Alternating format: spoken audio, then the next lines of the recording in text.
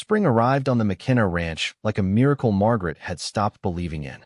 After 5 months of winter that seemed to stretch endlessly across the frozen landscape, the first warm day in March felt like a gift from heaven itself.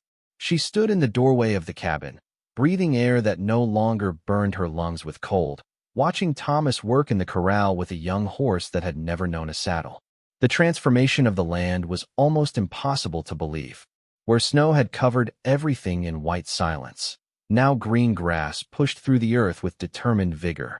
Wildflowers dotted the meadows in splashes of yellow and purple and red that made Margaret's heart race with their simple beauty. The mountains, no longer hidden by winter storms, rose against the sky like something from a painting, their peaks still touched with snow but their lower slopes green with new growth. Margaret had changed too during those winter months. Her hands, once soft from city living, now bore the calluses that came from milking cows and gathering eggs and splitting kindling for the fire. She had learned to read the sky for weather signs, to judge when the chickens were laying well and when they needed extra care. Her cooking had improved from barely adequate to genuinely good, as Thomas taught her to work with the wood stove and make use of what the ranch provided. More importantly, she had learned to read Thomas himself. The quiet man who had met her at the train station was still quiet, but she now understood that his silence was not unfriendliness or lack of feeling. He was simply a man who chose his words carefully, who preferred action to conversation, who showed his care through deeds rather than speeches. She had seen his gentleness in the way he tended sick animals, his strength when winter storms threatened the cattle, and his thoughtfulness in the dozen small ways he had made her feel welcome in his home.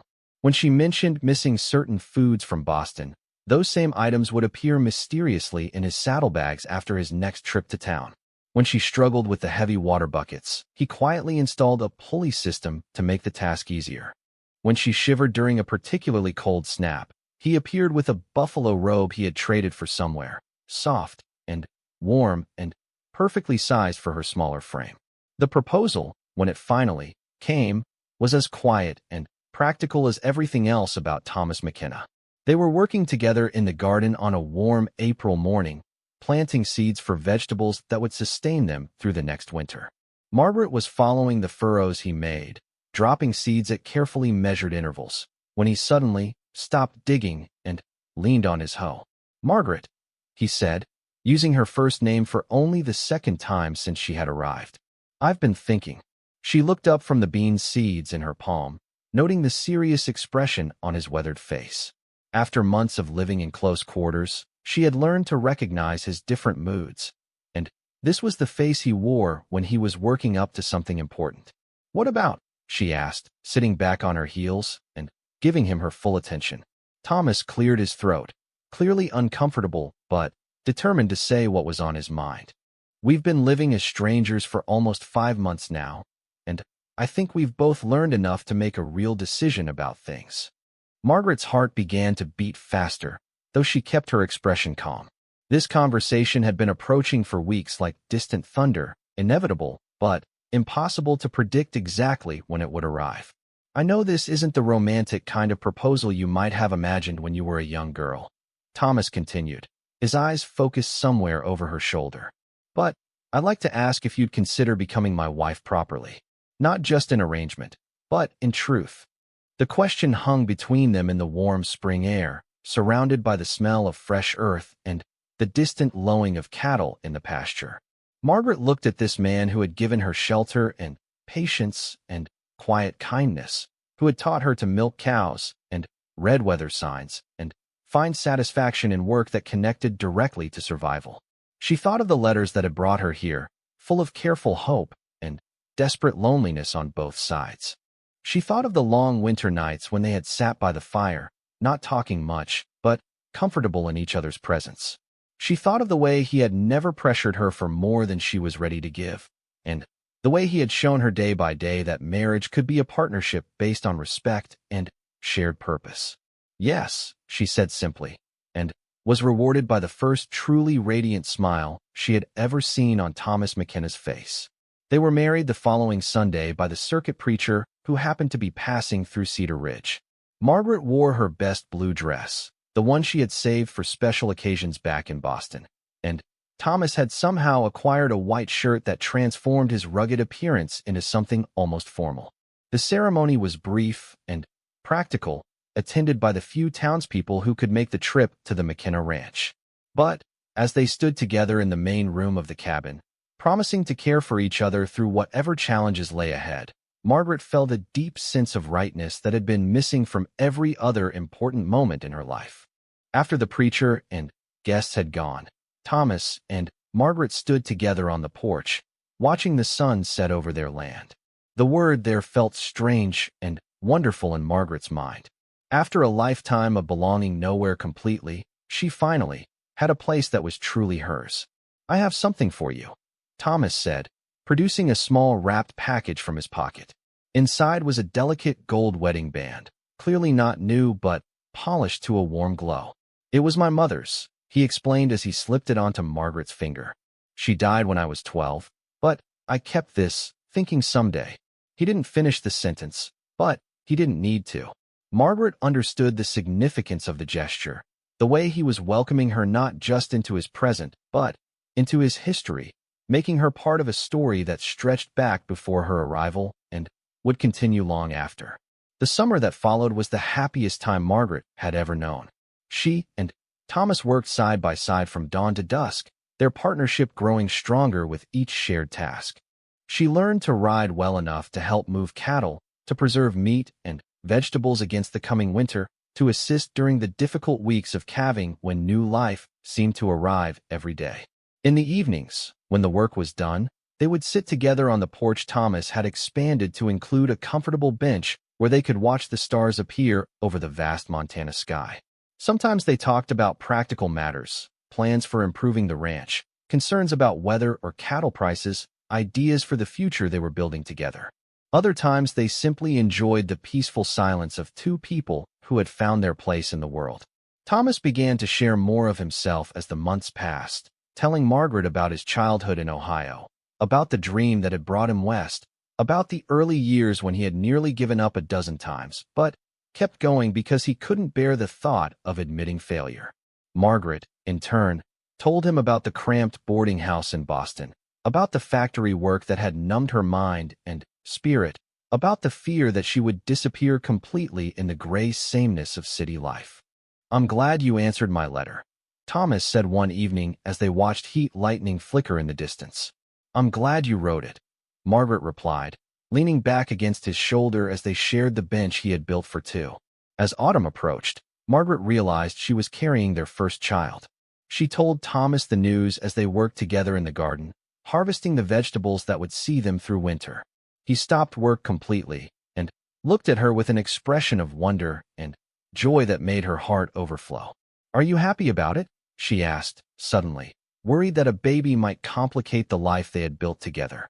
"Happier than I have words for," Thomas said, gathering her into his arms right there among the potato plants. "This ranch needs children to carry it forward, and I can't think of anyone I'd rather raise them with than you." That winter was different from the one before. Where Margaret had spent the previous winter learning and adapting, she now spent it planning and preparing. Thomas began work on an addition to the cabin that would serve as a nursery, cutting and fitting logs with the same careful attention he gave to all his projects. In the evenings, Margaret sewed tiny clothes while Thomas carved a wooden cradle that was both beautiful and practical. They talked about names and futures and the kind of life they wanted to provide for their children. The loneliness that had brought them together seemed like something from another lifetime. The baby arrived in early spring with the help of Mrs. Henderson from Cedar Ridge, a woman with 8 children of her own who knew everything there was to know about bringing new life into the world. Thomas paced the main room like a caged bear until Mrs. Henderson finally emerged to announce that he had a healthy daughter. When he was allowed to see Margaret and the baby, Thomas approached the bed with the same careful reverence he showed when handling newborn calves. The infant was tiny and red and perfect, with a cap of dark hair and her father's strong hands. "What shall we name her?" Margaret asked, exhausted but radiant with joy. Thomas considered seriously, as he did all important questions. "Hope," he said finally. "Her name is Hope McKenna." Margaret smiled, understanding immediately why he had chosen that name. This baby represented the fulfillment of everything they had hoped for when they started their careful correspondence across 1,000 miles. She was the future they had worked so hard to build, the next generation that would carry the McKenna Ranch forward into whatever challenges and opportunities lay ahead. As spring turned to summer, and hope grew from a tiny bundle into a baby who smiled and reached for the world around her, Margaret often found herself marveling at the path that had led her to this life. The scared young woman who had stepped off the train in Cedar Ridge seemed like someone from a story she had once heard, not her own experience. She had found something in Montana that she had never even known she was looking for. Not just a husband and home, but a sense of purpose that came from building something lasting with her own hands. Not just escape from the city's gray sameness, but a life filled with color and challenge and the deep satisfaction that came from meeting each day's requirements with skill and determination. Thomas, watching his wife teach their daughter to clap her hands as they sat together on the porch one evening, felt a contentment he had never imagined possible during all those years of working alone. The ranch was prospering.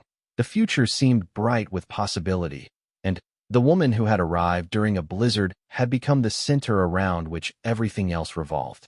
"Do you ever regret it?" he asked Margaret as they tucked Hope into the cradle he had made with his own hands. "Leaving everything behind to come here." Margaret looked around the cabin that had become her home, at the man who had become her anchor, at the baby who represented all their hopes for the future. Through the window, she could see the land they worked together stretching away toward mountains that caught the last light of day. Somewhere in the distance, cattle grazed peacefully under a sky so vast and clear it made her dizzy to look at it. "Never," she said firmly. "This is where I belong. This is where I was always meant to be." And as Thomas kissed her goodnight and banked the fire for another peaceful evening in their home built by heart and hard work, Margaret knew with absolute certainty that she had found her true life. At last. Garrett woke the next morning to silence, so complete it seemed to press against her ears. After months of waking to the sounds of the city, horse hooves on cobblestones, vendors calling their wares, the rumble of factory wheels, the absolute quiet of the Montana prairie felt almost alien. She lay still in the small bedroom Thomas had given her, watching pale winter sunlight filter through the single window and listening to the subtle sounds of someone moving quietly in the main room. The storm had passed during the night, leaving behind a world transformed by snow. Everything outside the window was white and clean and perfectly still, as if the earth had been covered with a fresh sheet waiting for new stories to be written upon it. Margaret could see fence posts standing like sentinels across the landscape, and, in the distance, the mountains rose sharp and clear against a blue sky that seemed to stretch forever. She dressed quickly in the cold air, grateful for the warm wool dress she had chosen for her first full day as Thomas McKenna's intended wife.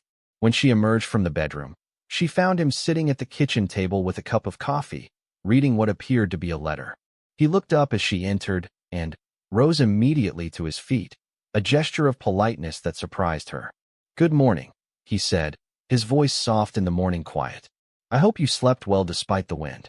"Very well, thank you," Margaret replied, though in truth she had lain awake for hours listening to the storm and wondering what daylight would reveal about her new circumstances. The bed was quite comfortable. Thomas nodded and moved toward the stove where coffee was keeping warm. "Would you like some coffee? And there's bread I baked yesterday, and some eggs from the chickens." The fact that he had baked bread himself struck Margaret as oddly touching. In her world, men did not bake bread unless they had to, and the idea of this strong, quiet rancher carefully tending to such domestic tasks spoke to a self-reliance that she found both admirable and slightly intimidating. "Coffee would be wonderful," she said, taking a seat at the table where he indicated. "And, please, don't go to any special trouble for breakfast." He poured coffee into a cup that was clean but clearly handmade, probably by some local craftsman rather than bought from a store.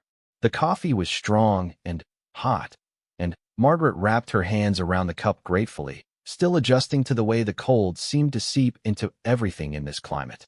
As Thomas moved around the kitchen preparing breakfast, Margaret observed him carefully. His movements were economical and Sure, the actions of a man accustomed to taking care of himself. He was not particularly tall when not standing next to her smaller frame, but his shoulders and hands spoke of years of physical labor. There was something calming about his presence, a steadiness that made her feel less anxious about the enormous step she had taken. The storm brought more snow than I expected, he said as he set a plate of eggs and bread before her. It may be a few days before the road to town is passable again. Margaret felt a small flutter of panic at the idea of being completely cut off from civilization, but she kept her voice steady. Will that be a problem for your work here? No, Thomas said, settling into his chair with his own breakfast. Winter is mostly about keeping the animals fed and warm. The cattle are in the south pasture where there's some shelter from the wind, and I have hay stored in the barn. This is actually the quiet time of year. He paused, seeming to consider his words carefully. I should probably explain how things work here, so you know what to expect. Margaret nodded, grateful that he was willing to share such practical information. The letters they had exchanged had covered the broad outlines of their arrangement, but few of the daily details that would make up their life together. I run about 200 head of cattle, Thomas continued. In spring and summer, that means long days moving them to good grazing, checking for illness or injury, and protecting them from wolves and other predators. Fall is roundup time, when we drive them to market in Cedar Ridge, or sometimes all the way to the railroad in Billings. Margaret listened carefully, trying to understand this world of animals and seasons and work tied directly to the land. And winter? Winter is about survival, Thomas said simply, making sure everyone and everything stays fed and warm until spring comes again. It's hard work, but it's honest work, and a man can build something that lasts if he's willing to put in the effort. The pride in his voice was unmistakable, and Margaret began to understand that this ranch was more than just a business to him. It was a dream made real through years of difficult work, a piece of the world that he had claimed and shaped with his own hands. What would my role be? She asked, the question that had worried her most during the long train ride west. Thomas considered this seriously. A ranch needs a lot of things that I'm not particularly good at. Chickens and a garden for vegetables. Someone to handle the cooking and cleaning and mending. Someone to help when calving season comes, and we're working 20-hour days. He paused again, and Margaret could see that he was choosing his words with care. But, mostly, it needs someone who understands that this is a partnership. The work is hard, and the winters are long, and it helps to have someone who shares the load and the worries. There was something in his tone that made Margaret look at him more closely. Despite his competent air, she could see signs of the loneliness that must be part of life in such an isolated place.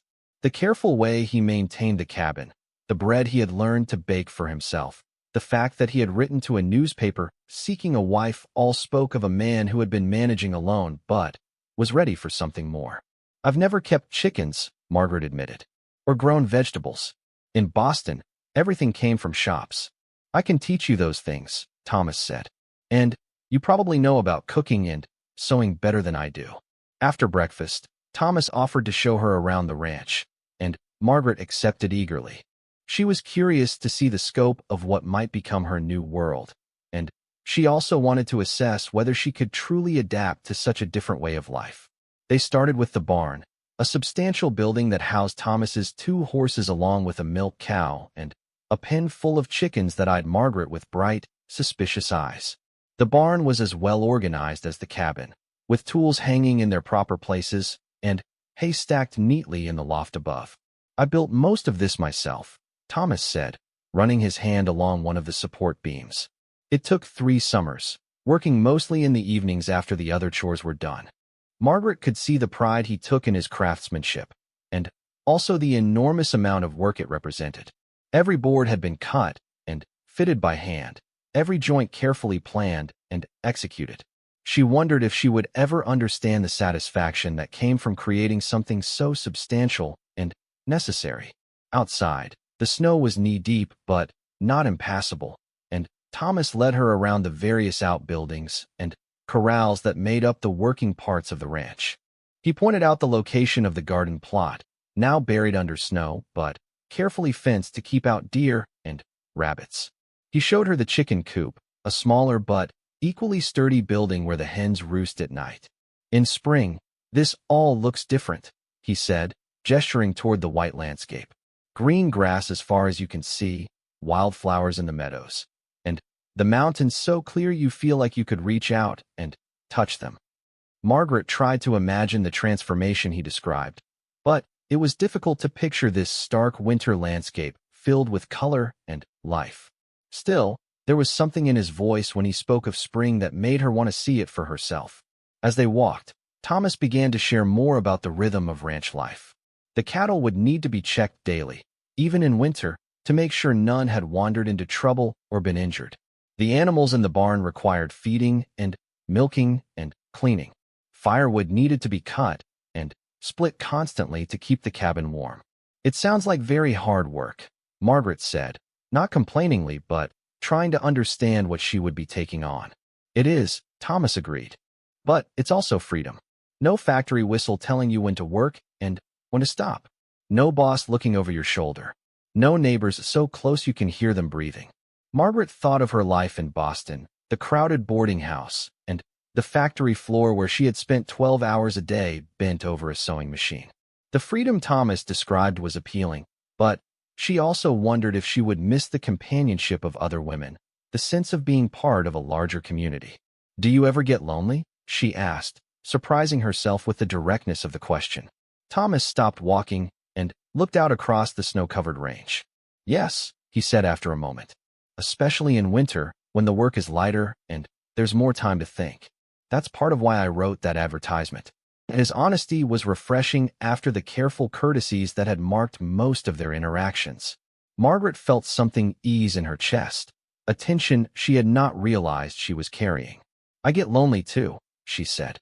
"Even in a city full of people, it's possible to feel very alone."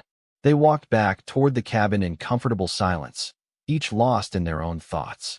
Margaret found herself noticing things she had missed the night before in her exhaustion and nervousness. The way Thomas had positioned the buildings to take advantage of the morning sun and shelter from the wind.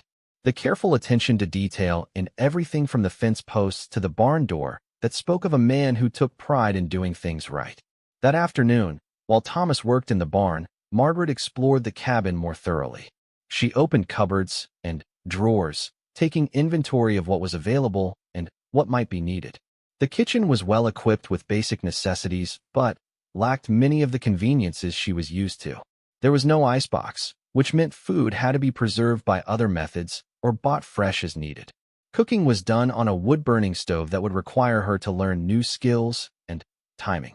In the bedroom Thomas had given her, Margaret unpacked her trunk carefully, hanging her few dresses on pegs he had installed on the wall.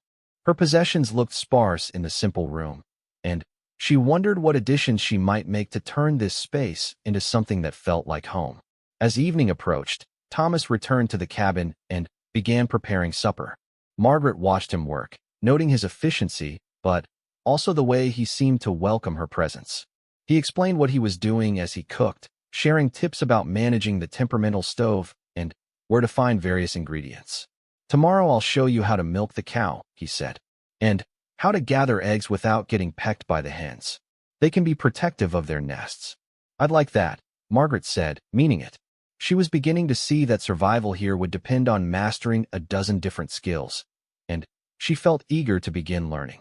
That evening, they sat by the fire again, Thomas reading and Margaret working on some mending she had brought from Boston. The domestic quietness felt surprisingly comfortable, and Margaret found herself relaxing in a way she seldom had in the crowded, noisy boarding house. "May I ask you something?" she said during a lull in the wind outside. Thomas looked up from his book. "Of course.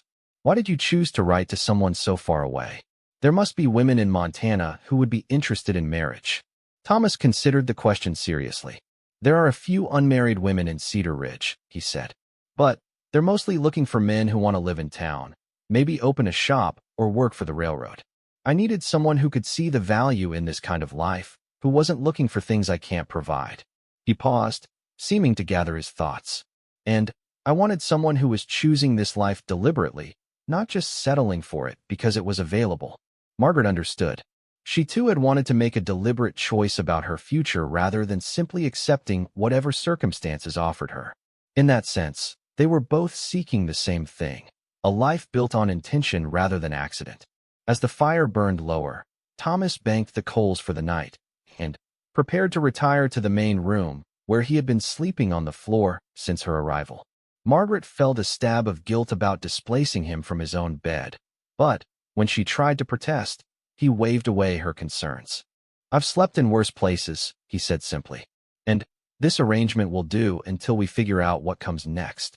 The phrase, "what comes next," hung in the air between them, acknowledging the temporary nature of their current situation.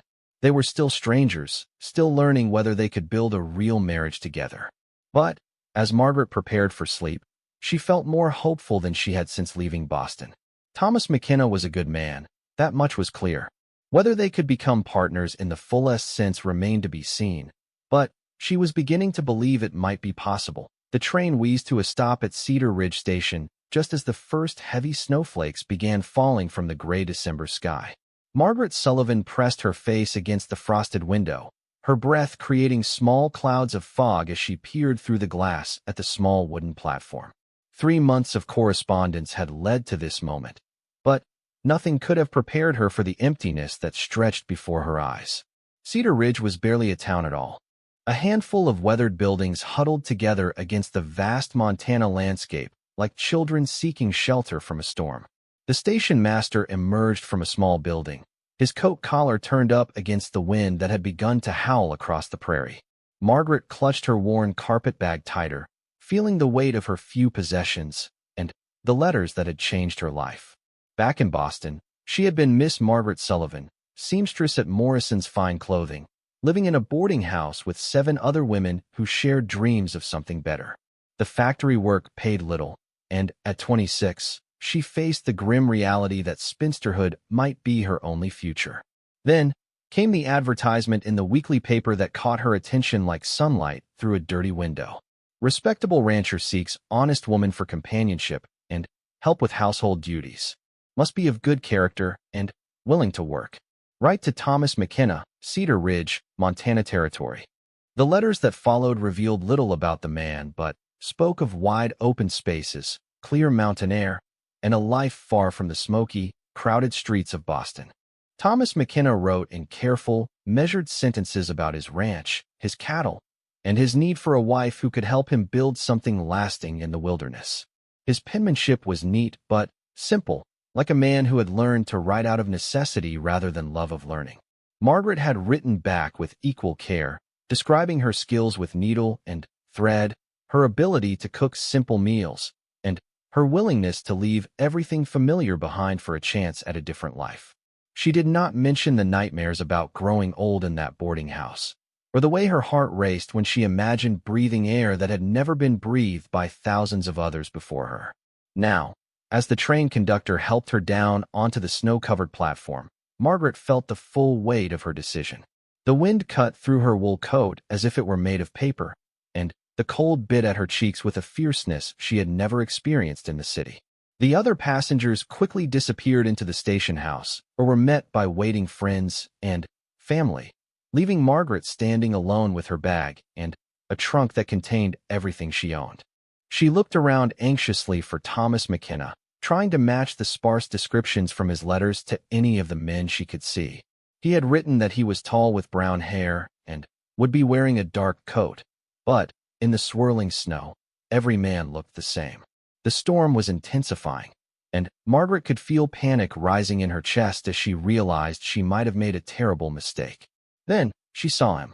A man stood near a wagon at the edge of the platform, his broad shoulders set against the wind. He was indeed tall, and when he turned toward her, she could see kind eyes set in a weathered face that spoke of years spent under the open sky. Their eyes met across the platform, and without words, they both knew.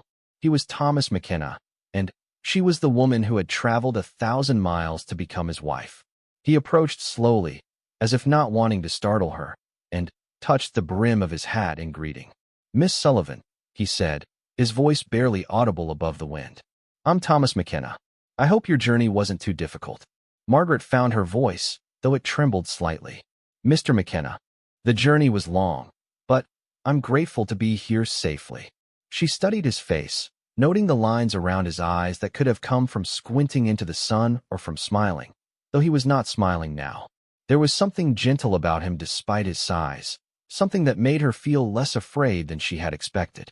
He reached for her trunk without another word, lifting it easily onto his broad shoulder. "We should get moving," he said, glancing at the darkening sky. "This storm looks to be a bad one, and my ranch is still an hour's ride from here." The wagon was sturdy but simple, pulled by two strong horses that stamped their feet impatiently in the cold. Thomas helped Margaret up onto the wooden seat and covered her legs with a thick buffalo hide blanket that smelled of leather and wood smoke. He climbed up beside her and took the reins, clicking his tongue to encourage the horses forward into the growing storm. As they left Cedar Ridge behind, Margaret watched the last signs of civilization disappear into the white swirl of snow. The landscape stretched endlessly in every direction, broken only by distant mountains that looked like sleeping giants against the gray sky. She had never seen so much empty space, never felt so small under such a vast sky. In Boston, buildings and people pressed close on every side. But here there was nothing but wind and snow and the steady clip-clop of horse hooves on frozen ground. Thomas McKenna drove in silence, his attention focused on keeping the wagon on what Margaret assumed was a road, though she could see no clear path through the prairie grass that poked through the snow. Occasionally he would glance at her, as if checking to make sure she was still there, but he offered no conversation. Margaret found herself wondering if he was always this quiet, or if he was as nervous about this meeting as she was. The storm grew fiercer as they traveled, and Margaret pulled the buffalo hide higher around her shoulders. The wind howled across the open land with a voice unlike anything she had ever heard, wild and lonely and powerful. Snow began to accumulate in the wagon bed behind them, and she could barely see the horses through the white curtain that surrounded them. "Are we lost?" she finally asked, having to raise her voice to be heard above the wind. Thomas shook his head, never taking his eyes from the path ahead. "No, ma'am. I've made this trip in weather worse than this. The horses know the way home, even when I can't see it myself." His confidence was reassuring, but Margaret could not shake the feeling that they were traveling into a white void, farther and farther from everything she had ever known. The cold was beginning to seep through the blanket and her coat, making her fingers numb despite her gloves. She wondered what would happen if they did become lost in this storm. What would become of a city woman who knew nothing about surviving in such wild country? As if reading her thoughts, Thomas spoke again. "There's my marker," he said, pointing to what looked like just another mound of snow, but apparently meant something to him. "We'll be home soon. The cabin is warm, and there's hot coffee waiting." The mention of warmth and coffee made Margaret realize how thoroughly chilled she had become. Her teeth were chattering, and she could no longer feel her toes in her thin city boots. She began to understand why Thomas had been so eager to leave Cedar Ridge quickly. This was not weather to be caught in unprepared. Finally, through the swirling snow, Margaret began to make out the shape of buildings ahead. A cabin came into view first, low and solid-looking, built from logs that had been fitted together with obvious skill. Smoke rose from its chimney, a welcoming sight in the white wilderness. Behind it stood a barn and several smaller outbuildings, all arranged in a way that suggested careful planning and hard work. Thomas guided the wagon up to the cabin's front porch and set the brake. "Welcome to the McKenna Ranch," he said simply, as if he were announcing the arrival at a grand estate rather than a simple log home in the middle of nowhere. He climbed down and came around to help Margaret from the wagon, his strong hands steadying her as she stepped down onto legs stiff from the cold ride. The cabin door opened before they reached it, revealing warm yellow light that spilled onto the snow-covered porch. Margaret could smell coffee and something baking, scents that spoke of comfort and home even in this strange place. Thomas ushered her inside quickly, closing the door firmly behind them against the storm that raged outside. The interior of the cabin was larger than it had appeared from outside, with a main room that served as both kitchen and living area. A fire crackled in a stone fireplace that dominated one wall, and Oil lamps cast a warm glow over furniture that was simple but well-made. Everything was clean and orderly, though clearly the domain of a man who lived alone. "Sit by the fire," Thomas said, helping Margaret out of her snow-covered coat. "I'll bring in your things and see to the horses. Then we can have some supper and talk." Margaret moved gratefully toward the fireplace, holding her hands out to the flames until feeling began to return to her fingers. As the warmth surrounded her, she looked around at what might become her new home. The cabin was comfortable but sparse, lacking the small touches that a woman might add. There were no curtains at the windows, no flowers or decorative items, nothing soft or colorful to relieve the practical functionality of everything she could see. Through the window, she could see Thomas moving between the cabin and barn, his figure barely visible in the storm as he unloaded her trunk and cared for the horses. She wondered what he thought of her, this city woman who had arrived in his life like the storm itself, unexpected and potentially disruptive. She wondered, too, what tomorrow would bring, and whether she would have the strength to build a life in this harsh and beautiful land. The wind continued to howl outside, rattling the windows and reminding Margaret that she was now truly in the wilderness, farther from civilization than she had ever imagined possible. But the fire was warm, and the cabin was solid, and somewhere in its simple comfort, she began to feel the first stirring of something that might, in time, become hope.